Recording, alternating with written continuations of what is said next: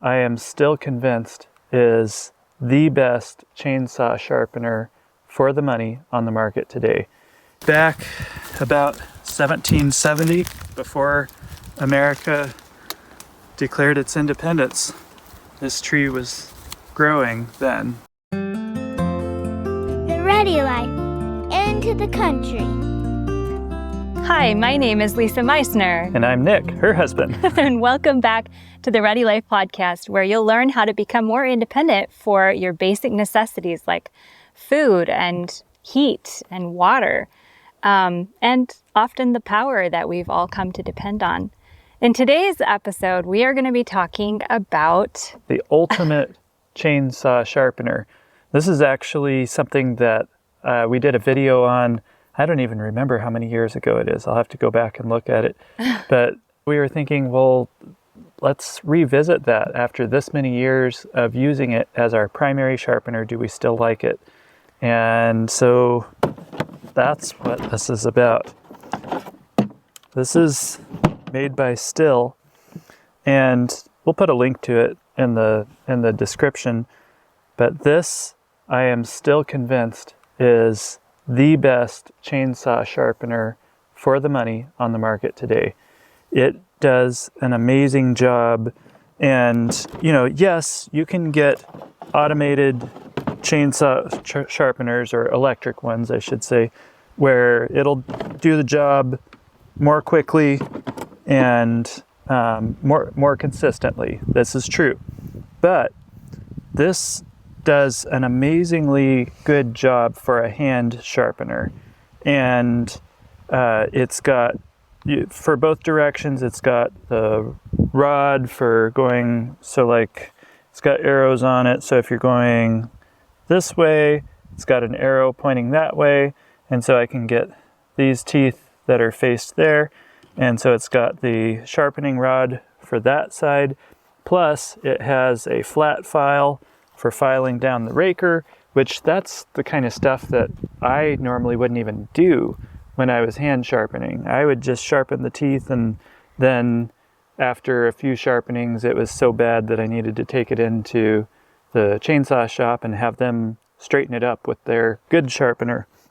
But now with this, we hardly ever take chains into the chainsaw shop. I can run them pretty much all the way down. We might touch them up once during their lifetime at the chainsaw shop, but that's about it. So I have been really, really impressed with this sharpener. And so if you don't want to spend a ton of money on a sharpener and you're not doing a ton of cutting, if you're just cutting your firewood, 5-6 cords a year, something like that, this I really think is your best option, unless you're somebody that just likes to get really good equipment, or you use it a lot. If you're willing to pay for an electric sharpener, who knows, maybe I'll do that someday. But so far this has worked out really, really well for us, and I would highly recommend it after 5+ years of use. So yeah, we're finishing up getting our firewood in. As you can see, we got part of it in this spring. And that's when I really like to get firewood in. Yes. It's not so hot. Yeah, right. But when we were getting our firewood in this spring, we came upon the find of a lifetime for us. Yeah. And because we go out to the national forest around here, you can get a permit. Used to cost $5 a cord. Now it's free. You just have to get a permit, and you can get anything that's dead other than cedar. And so we go out and scour the forest, and we happened upon the biggest standing dead tamarack I have ever seen. And for those of you that aren't from the inland Northwest or aren't familiar with it here, tamarack, otherwise known as larch, is the best firewood species that we have out here. It's the closest we get to hardwood, and it burns really well and hot. You don't see them that big anymore, live or dead, and this one was dead. It was hidden behind another tree, so we cut that thing down, which was quite an interesting thing, because I'm not used to dealing with trees that big. Usually we're cutting trees that are, 12, 16 inches, maybe 18 inches, maximum of 2 feet, and this one was like 3 feet, if I recall right. And we cut that thing down, and on a lark, I decided to call the kids over and said, let's count the rings, have a little lesson here. And so this tree, I was up there cutting on it, and I was just thanking God for this tree, and the thought hit me, wonder how long ago this tree was planted, was, it started, sprung up. And so we all gathered around here and we started counting the rings. We started counting the fat ones where there was lots of growth, and then these lean ones where there wasn't much growth. Maybe it was drought years, I don't know, but you can see the cycles that have been going through history with the lots of growth, not much growth, lots of growth, fairly good growth, and then not much growth, all of this. Anyway, we counted up. It was really hard to count these that were close together, but we came up with 255 years, 255 rings. And so if that's accurate, that means that this tree was planted back about 1770, before America declared its independence. This tree was growing then, all the way back then. So this is a piece of history. It felt almost a little bit sad to be cutting on it, such a historic tree, but it was already dead, and it will provide historic heat for our home. And so it was just an awesome thought to think that 255 years ago, God had us in mind when this tree sprung up, that someday we would need this tree for heat. Pretty cool. So anyhow, that tree felt like it almost felt like we were cutting on a piece of history, and I hated to do it, but it was dead, so it's gonna give us some historic heat, and it's gonna burn really, really nicely. And what do you know?